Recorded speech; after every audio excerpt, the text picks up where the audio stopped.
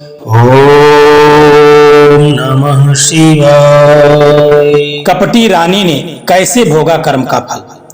दोस्तों, कर्म के सिद्धांत के अनुसार जो व्यक्ति दूसरों के साथ छल करता है उसे अपने कर्मों का फल किसी न किसी रूप में भोगना ही पड़ता है। छल का फल अंततः व्यक्ति को नकारात्मक रूप में भोगना पड़ता है। छल करना एक नैतिक और आध्यात्मिक दोष है और इसका परिणाम भौतिक और मानसिक परेशानियों के रूप में आता है। छल के कारण व्यक्ति को विश्वासघात, अपमान, रिश्तों का टूटना और समाज में सम्मान खोना पड़ सकता है। छल करने वाला व्यक्ति अपराध बोध और असंतोष को महसूस करता है। दोस्तों, लक्ष्मणपुर नाम के गांव के बाहर एक पीपल का बहुत ही पुराना पेड़ था। उस पीपल के पेड़ पर एक गिद्ध और गिद्धनी का जोड़ा रहा करता था। गिद्धनी बहुत ही जिज्ञासु प्रवृत्ति की थी। वह हमेशा गिद्ध से कुछ न कुछ पूछा करती थी। एक दिन गिद्धनी भोजन की तलाश में बाहर गई हुई थी। जब वह वापस लौट करके आई तो गिद्ध से कहने लगी कि प्राणनाथ, आज मैंने बहुत ही विचलित करने वाली बातें सुनी हैं, इसलिए मेरा मन बहुत ही व्यथित हो रहा है। गिद्ध ने कहा कि वह कौन सी बातें हैं जिन्हें सुन करके तुम्हारा मन विचलित हो रहा है। गिद्धनी कहती है कि प्राणनाथ, मुझे तो विश्वास ही नहीं हो रहा कि मनुष्य इतना नीचे गिर सकता है जिसकी कभी कोई कल्पना नहीं कर सकता है। इसके बाद गिद्धनी गिद्ध को एक कहानी सुनाने लगती है। गिद्धनी कहती है कि किसी राज्य में एक साहूकार रहा करता था। यूं तो उनके पास किसी चीज की, किसी तरह की कोई कमी नहीं थी। धन दौलत, सुख सुविधा, सारे सामान थे उनके पास। वे दंपत्ति बड़े दुखी रहते थे क्योंकि उनकी कोई संतान नहीं थी। वैद्य, हकीम, पूजा पाठ करके सारे उपाय करके देख लिए, फिर भी साहूकार और उसकी पत्नी को संतान का सुख प्राप्त नहीं हुआ। साहूकार तो अब मान चुका था कि उसे अब निसंतान ही पूरा जीवन काटना है, परंतु उसकी पत्नी का दिल नहीं मानता था। वह हमेशा ईश्वर की भक्ति में लगी रहती थी। उसे लगता था कि ईश्वर उसकी विनती एक न एक दिन जरूर सुनेगा और उसकी जो सूनी गोद है वह भर देगा। साहूकार हमेशा अपनी पत्नी से कहता था कि अरे भाग्यवान, अब बस भी करो, कितनी बार ईश्वर से मांगोगी। अगर ईश्वर की यही मर्जी है कि हम निसंतान ही रहें तो यही सही है। परंतु साहूकार की पत्नी साहूकार की एक बात भी नहीं सुनती थी। वह रोज साहूकार के काम पर जाने के बाद घर में अकेली पूजा पाठ में लगी रहती थी और ईश्वर से उनकी सूनी गोद भरने की विनती किया करती थी। जो भी समय बचता था उसमें वह घर में आने वाले पक्षियों को दाना डालती थी और दाना चुगते हुए पंछियों को दिन भर निहारा करती थी। एक बार एक मैना पंछी का जोड़ा उनकी छत पर आया और घोंसला बना करके रहने लगा। घोंसले में मैना पंछी का एक अंडा था। मैना पक्षी का जोड़ा रोज सुबह भोजन की तलाश में उड़ जाता और शाम होने पर वापस अपने घोंसले में लौट आता था। साहूकार की जो पत्नी थी वह रोज यह देख रही थी। फिर एक दिन ऐसा हुआ कि मैना पंछी का जोड़ा शाम को वापस लौट करके घोंसले में नहीं आया।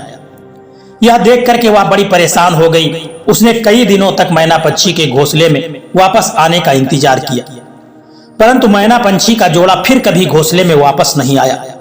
तब साहूकार की पत्नी ही उस अंडे की निगरानी करने लगी।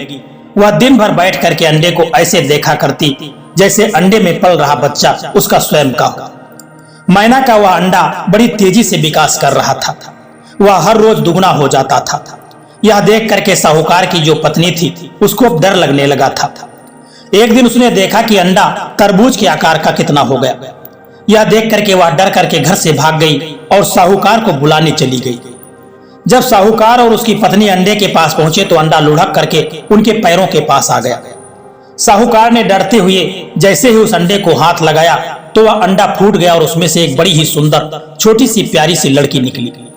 साहूकार की पत्नी उस बच्ची को देख करके बड़ी प्रसन्न हुई और तुरंत उसने अपने सीने से उसको लगा लिया। चूंकि वह लड़की मैना की बेटी थी इसलिए साहूकार ने उसका नाम मैनावती रख दिया और अपनी बेटी बना करके उसको पालने लगे। दोनों पति पत्नी ने मैनावती का लालन पालन बहुत ही अच्छे से किया। मैनावती को देख करके वे फूले नहीं समाते थे। समय बड़ा सुखपूर्वक बीत रहा था और अब मैनावती बड़ी हो गई थी। मैनावती बड़ी होकर के सारे गुणों से संपन्न और बहुत ही सुंदर हो गई थी। वह इतनी सुंदर थी कि जो कोई भी व्यक्ति उसे देखता बस एक टक देखता ही रह जाता था। एक बार की बात है कि मैनावती अपनी सखियों के साथ मेला देखने गई थी। संयोग से उस राज्य का राजा भी उस मेले में आया हुआ था। राजा की नजर जैसे ही मैनावती पर पड़ी, वह उसकी सुंदरता पर कायल हो गया और तुरंत अपने सेनापति को आदेश दिया कि पता करो कि यह सुंदरी कौन है और इसके माता पिता कौन है। तब सेनापति ने फौरन उस लड़की के बारे में सारी जानकारी इकट्ठा करके राजा को बता दी। अगले ही दिन राजा ने साहूकार के पास उसकी बेटी मैनावती से विवाह करने का प्रस्ताव भेज दिया। साहूकार अपनी बेटी मैनावती का विवाह राजा से कराने को तुरंत तैयार हो गया। उसकी खुशी का तो कोई ठिकाना ही नहीं था।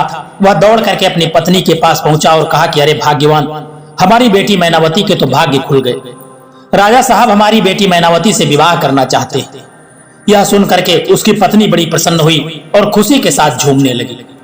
दोनों पति पत्नी बहुत खुश थे और खुशी खुशी वह मैनावती का विवाह राजा से कर दिया। राजा की पहले से एक रानी थी और अब मैनावती राजा की दूसरी रानी बनकर के महल में पहुंच चुकी थी। महल में आते ही रानी मैनावती का खूब जोरों से स्वागत किया गया और पूरे महल में मैना सुंदरी की सुंदरता की चर्चा होने लगी। महल में हर तरफ यही चर्चा थी कि छोटी रानी मैनावती तो बड़ी रानी से बहुत सुंदर है। यह सब सुन करके जो बड़ी रानी थी वह मैनावती से जल भून गई। अब तो राजा हमेशा मैनावती के आगे पीछे ही घूमता रहता था। कोई भी काम हो तो अब राजा हमेशा मैनावती से ही सलाह लिया करता था। यह सब देख करके बड़ी रानी छोटी रानी मैनावती से और भी ईर्ष्या करने लगी थी और अब वह मैनावती को महल से हमेशा के लिए भगा देना चाहती थी। यही विचार करके एक दिन बड़ी रानी मैनावती के पास जाती है और कहती है कि मैना सुंदरी, तुम तो हमारी तरह इंसान के पेट से नहीं आई हो, तुम तो किसी जादू की तरह अंडे से बाहर आई हो। सो तुम्हारी जान किसमें है? मैनावती ने कहा, बहन, जैसे सभी इंसानों की जान उनके हृदय में होती है, उसी तरह से मेरी भी जान मेरे हृदय में ही है। तभी बड़ी रानी कहती है कि देखो मैना सुंदरी, मैं तो तुम्हारी बहन जैसी हूं। मुझे यह जानने की बड़ी इच्छा हो रही है कि तुम्हारी जान किसमें है। देखो मैना सुंदरी, तुम अब रानी बन गई हो। राज परिवार के लोगों पर हमेशा जान का खतरा बना रहता है। मैं जानना चाहती हूं कि तुम्हारी जान किसमें है, ताकि तुम्हारी जान को खतरा होने पर मैं तुम्हारी रक्षा कर सकूं। मैना सुंदरी बड़ी भोली थी। वह बड़ी रानी की चाल को समझ नहीं पाई और बड़ी रानी को सारी बात बता दी। मैना सुंदरी ने बड़ी रानी को बताया कि मेरे मायके के आंगन में एक कुआं है। उस कुएं में एक लकड़ी का बक्सा रखा हुआ है। उस लकड़ी के बक्से में एक छोटी सी डिबिया है और उस डिबिया में मोतियों से चमचमाती हुई एक माला है और उसी माला में मेरी जान बसती है। सारी बातें जान करके बड़ी रानी ने मैनावती से कहा कि मैना सुंदरी, फिर तो तुम्हारी जान बड़ी सुरक्षित जगह पर है, परंतु सावधान रहना, हम रानियों के तो अनेकों दुश्मन होते हैं, हमेशा जान का खतरा बना रहता है।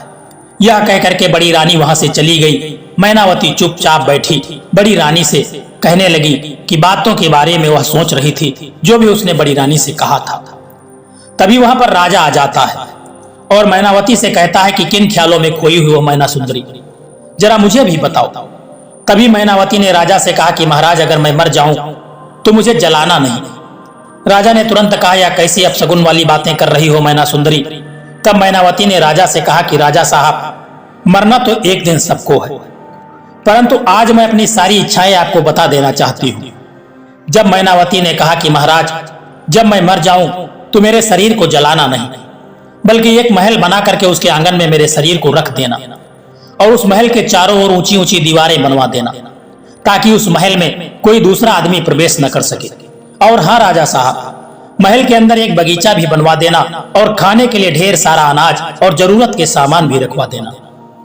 तब राजा ने मैनावती से कहा कि बस अब शांत हो जाओ मैना सुंदरी, जब तक मैं जिंदा हूं तुम्हें कोई नहीं मार सकता और मैं हमेशा तुम्हारे साथ रहूंगा। इतना कहकर के राजा ने मैनावती को अपने गले से लगा लिया। तभी राजा ने देखा कि मैनावती को तेज बुखार है और वह बुखार में तप रही है। राजा ने तुरंत राजवैद्यों को बुलाया और रानी मैनावती का उपचार करने के लिए कहा। राजवैद्य ने कुछ जड़ी बूटियां मैनावती को घोल पीस करके पिलाई और फिर राजा के पास जाकर के कहा कि महाराज, खुशखबरी है, रानी मैनावती मां बनने वाली है। यह सुनकर के राजा बड़ा प्रसन्न हुआ और उसने अपने गले में पड़ी हुई सोने की माला को उतार करके राजवैद्य को दे दिया। पूरे राज्य में खुशी का माहौल था, चारों तरफ लहर दौड़ गई। राजा की यह पहली संतान थी, क्योंकि राजा की पहली रानी को अभी बच्चा नहीं हुआ था। राजा बड़ा प्रसन्न था और वह मैना सुंदरी को और भी ज्यादा प्यार करने लगा। यह सब देख करके बड़ी रानी और भी जल गई और अब वह मैनावती को जल्दी से जल्दी राजमहल से हटा देना चाहती थी। तब बड़ी रानी ने अपनी नौकरानी से कहा कि तुरंत गोताखोरों को बुलाओ नौकरानी ने गोताखोरों को बड़ी रानी के पास लेकर के पहुंच गई। बड़ी रानी ने गोताखोरों से कहा कि तुरंत तुम मैना सुंदरी के मायके में जाओ और जब उसके माता पिता घर में नहीं हो तब तुम मौका पा करके उसके घर के आंगन में जो कुआं बना है उस कुएं में एक लकड़ी का बक्सा रखा हुआ है और उस बक्से में एक छोटी सी डिबिया है। उस डिबिया को निकाल करके मेरे पास लेना आना। मैं तुम्हें मुंह मांगा इनाम दूंगी, पर ध्यान रहे अगर तुम इस कार्य में असफल रहे या किसी को कानो कान इस बात का पता चला तो मैं तुम्हें जान से मरवा दूंगी। रानी का आदेश पाकर के गोताखोर तुरंत मैना सुंदरी के मायके चला गया और मौका पाकर के जल्दी ही गोताखोर ने घर के आंगन में बने हुए कुएं से लकड़ी का बक्सा निकाल करके उसमें पड़ी छोटी सी डिबिया को निकाल लिया और डिबिया के बक्से से निकलते ही मैना सुंदरी की तबीयत खराब हो गई। गोताखोर ने वह डिबिया महल आकर के बड़ी रानी को दे दिया। इधर मैना सुंदरी की तबीयत और बिगड़ गई, उसकी सांसें ऊपर नीचे होने लगी। बड़ी रानी अब उस डिबिया में से मोतियों की माला निकाल करके अपने गले में पहन करके जोर जोर से हंसने लगी, क्योंकि अब मैना सुंदरी की जान उसके हाथों में थी। बड़ी रानी की माला पहनते ही मैनावती मूर्छित हो गई। राजा ने तुरंत राजवैद्य को बुलाया। राजवैद्य ने मैनावती को देख करके राजा से कहा कि महाराज, अब हमारी रानी मैनावती इस दुनिया में नहीं रही, उनकी मृत्यु हो चुकी है। इतना सुनते ही राजा फूट फूट करके रोने लगा। पूरे महल में मातम छा गया। थोड़ी देर के बाद मंत्री राजा के पास आया और कहा कि महाराज, राजा साहब, अब छोटी रानी मैनावती के अंतिम संस्कार का समय आ गया है और अब छोटी रानी मैनावती के शरीर को जलाने के लिए ले जाना होगा। तब राजा ने मंत्री से कहा कि नहीं, हम मैना सुंदरी के शरीर को नहीं जलाएंगे। नगर के बाहर एक दूसरा महल बनवाओ और उसके आंगन में रानी मैनावती को सिंहासन सहित रखवा दो और उस महल को चारों ओर से ऊंची ऊंची दीवारों से घिरवा दो ताकि उसमें कोई भी व्यक्ति प्रवेश न कर सके, और साथ ही महल में ढेर सारा खाने पीने का सामान और सुख सुविधा की सारी चीजें रखवा दो। यह हमारी मैना सुंदरी की अंतिम इच्छा थी। मंत्री राजा की बातें सुनकर के हैरान था, परंतु राजा के आदेशों का उसे पालन करना पड़ा। नगर के बाहर मैना सुंदरी का बड़ा सा महल बनवाया गया और उस ऊंची ऊंची दीवारों से घेर दिया गया। उस महल के आंगन में मैना सुंदरी को सिंहासन सहित बिठा दिया गया। साथ ही ढेर सारा खाने पीने का अनाज और सुख सुविधा की चीजों को महल में रखवा दिया गया। मैना सुंदरी की मृत्यु पर बड़ी रानी बहुत प्रसन्न हो गई और राजा मैना सुंदरी की मृत्यु से बहुत दुखी था। उसका किसी भी काम में मन नहीं लग रहा था। वह हमेशा मैना सुंदरी की यादों में ही खोया रहता था। एक दिन राजा ने सोचा कि मैना सुंदरी ने आखिर अपने शरीर का अंतिम संस्कार करने से क्यों मना करवा दिया, क्या फिर से वह जीवित होकर के लौट आएगी? परंतु राजा ने फिर अपने दिल को समझा लिया कि मरे हुए लोग कभी वापस नहीं आते हैं। राजा मैना सुंदरी की याद में मैना सुंदरी के महल के चारों ओर रोज चक्कर लगाया करता था। एक दिन राजा ने उस महल के अंदर से एक बच्चे के रोने की आवाज सुनी। राजा हैरान था कि महल के अंदर बच्चा कहां से आ गया। बच्चे को देखने के लिए राजा महल के अंदर घुस गया। जब राजा ने देखा कि मैनावती का मृत शरीर आंगन में सिंहासन पर पड़ा हुआ है और उसके बगल में एक छोटा सा बच्चा बैठा रो रहा है, राजा ने जैसे ही उस बच्चे को अपनी गोद में उठाया, वह बच्चा तुरंत चुप हो गया और थोड़ी देर के बाद वह राजा की गोदी में खेलने लगा और कुछ देर खेलने के बाद वह बच्चा राजा की गोदी में सो गया। राजा ने उस बच्चे को मैनावती के बगल में सुला दिया और महल से निकल पड़ा। अगले दिन राजा बच्चे को देखने के लिए फिर से मैनावती के महल में घुस गया। राजा ने देखा कि बच्चा महल के आंगन में खेल रहा है। राजा ने उस बच्चे को गोद में उठा लिया। वह बच्चा राजा की गोद में थोड़ी देर खेलने के बाद उन्हीं की गोद में सो गया। राजा ने फिर उस बच्चे को उठा करके मैनावती के बगल में सुला दिया और महल से बाहर निकल आया। ऐसे ही राजा अब रोज उस बच्चे से मिलने के लिए मैनावती के महल जाने लगा। वह ढेर सारे खिलौने और खाने पीने का सामान बच्चे के लिए ले जाता था और थोड़ी देर बच्चे के साथ खेलने के बाद वह उस बच्चे को मैनावती के बगल में सुला करके महल से वापस आ जाता था। धीरे धीरे समय इसी तरह से बीतता गया और वह बच्चा बोलने लगा था। अब वह बड़ा हो चुका था और सारी बातें समझने भी लगा था। एक दिन राजा ने उस बच्चे से पूछा, बेटा तुम्हारी माँ कहाँ है? तब उस बच्चे ने मैनावती की ओर इशारा करते हुए कहा कि यही मेरी माँ है। यह सुनकर के राजा बड़ा हैरान हो गया। वह समझ चुका था कि यह बच्चा मैना सुंदरी का ही बेटा है। राजा ने उस बच्चे से पूछा, बेटा तुम्हें रोज खाना कौन खिलाता है? तब उस बच्चे ने राजा से कहा कि मेरी माँ। राजा ने आश्चर्यचकित होकर के मैनावती की ओर देखा। मैनावती तो बिल्कुल निष्प्राण लेटी हुई है, फिर यह बच्चे को कैसे पाल सकती है? राजा ने फिर से बच्चे से पूछा, बेटा तुम्हारी माँ कब जागती है? तब बच्चे ने कहा, मेरी माँ रोज रात में जागती है और मुझे ढेर सारा प्यार करती है, खाना खिलाती है और सुबह होते ही मेरी माँ फिर से सो जाती है। राजा ने फिर बच्चे से कहा कि बेटा आज रात में तुम्हारी माँ जब जागेगी तब तुम उससे एक प्रश्न पूछना कि माँ तुम दिन भर सोती हो और रात में ही क्यों जागती हो? बच्चे ने राजा से कहा कि ठीक है, आज रात में जब मेरी माँ जागेगी तो मैं उससे जरूर पूछूंगा कि वह रात में ही क्यों जागती है और फिर दिन में सो जाती है। इतना कह करके बच्चा खेलते खेलते राजा की गोद में सो गया। राजा उस बच्चे को फिर से मैना सुंदरी के बगल में सुला करके महल से बाहर निकल आया। मैना सुंदरी जब रात में जागी और अपने बच्चे को खाना खिलाने लगी, तभी बच्चा मैना सुंदरी से कहता है कि माँ मेरा पेट भरा हुआ है, मुझे बिल्कुल भी भूख नहीं है। तब मैना सुंदरी उस बच्चे से कहती है कि बेटा आज कल तुम ठीक से खाना नहीं खा रहे हो। बच्चा कहता है कि माँ मैं खाना खा चुका हूँ। मैना कहती है, हैरान होकर के बेटे से पूछती है कि बेटा तुम्हें खाना किसने खिलाया? तभी वह बच्चा मैना सुंदरी से कहता है कि माँ रोज दिन में राजा साहब आते हैं, देखो यह सारे खिलौने राजा साहब ही लेकर के आए हैं। वे मेरे साथ खूब खेलते हैं और मुझे गोद में लेकर के ढेर सारा प्यार करते हैं, फिर मैं उन्हीं की गोद में सो जाता हूँ। वह बच्चा मैना सुंदरी से कहता है कि माँ राजा साहब एक सवाल पूछ रहे थे। मैना सुंदरी पूछती है कि क्या बताओ बेटा, वह कौन सा सवाल था? उन्होंने कहा था कि अपनी माँ से पूछना कि तुम्हारी माँ रोज दिन में सोती है और रात में ही क्यों जागती है। मैना सुंदरी यह समझ गई कि राजा साहब अब सारा राज जानना चाहते हैं। उसने सोचा कि राजा को सारी सच्चाई बताने का यही सही समय है। तब मैना सुंदरी ने उस बच्चे से कहा कि बेटा अब की बार दिन में जब राजा साहब आए तब उनसे कहना कि बड़ी रानी के गले में जो चमकती हुई मोतियों की माला है उसी में मेरी माँ मैनावती के प्राण बसते।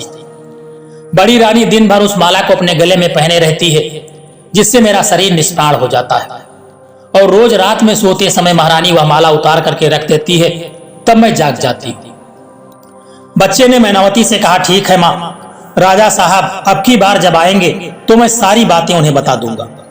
अगले दिन जब राजा उस बच्चे से मिलने के लिए आता है तब वह बच्चा अपनी माँ की सारी सच्चाई राजा को बता देता है। राजा सब कुछ समझ चुका था कि बड़ी रानी मैना सुंदरी से कितनी ईर्ष्या करती थी और जिस कारण वह मैना सुंदरी को मार डालना चाहती थी, और आज मैना सुंदरी की यह दशा केवल बड़ी रानी के ही कारण है। राजा ने अब सोच लिया था कि वह बड़ी रानी को उसके अपराध की सजा जरूर देगा, परंतु इससे पहले बड़ी रानी से वह माला लेना बहुत आवश्यक था।